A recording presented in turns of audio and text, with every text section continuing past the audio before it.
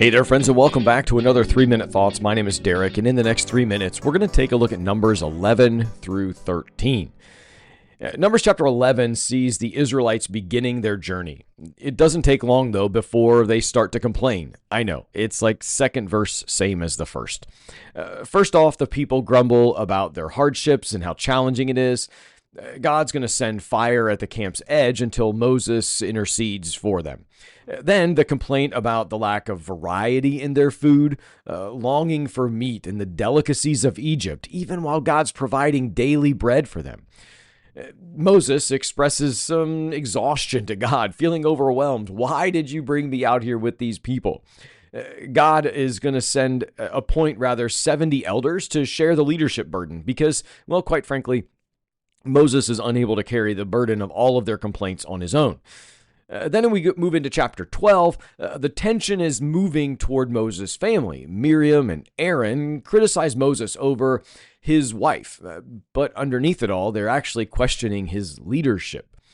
God calls them out, affirming Moses as his faithful servant and the only one he speaks to face. As punishment, Miriam is struck with leprosy, highlighting the seriousness of jealousy and divisiveness that happens oftentimes in our lives. Moses, despite being the target of criticism, he prays for her healing. I mean, how cool is that? He turns to praying for Miriam's healing, even though that was the punishment for her bad-mouthing and belittling Moses. It's a tremendous example of humility and forgiveness, and probably the way we should live our lives today as well. God ends up healing Miriam after 7 days, showing us that disunity is going to delay their journey, but mercy is going to restore them to some new way of living. Now, chapter 13 takes a pretty pivotal turn. God tells Moses to send 12 spies, one from each tribe, to explore Canaan. That's the promised land, right? The land he's promised to them. The spies return after 40 days with some mixed reports. The land is indeed flowing with milk and honey. It's got a pretty big abundance of produce, but the people are strong and the cities are fortified. They're said to be filled with giants.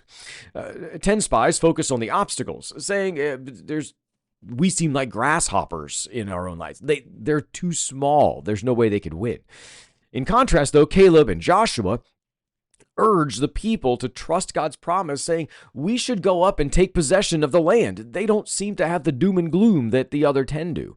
These chapters are going to highlight how complaining, and how jealousy and fear often derail our journey with God, and we should trust in His providing. That's it for today. Be well, friends.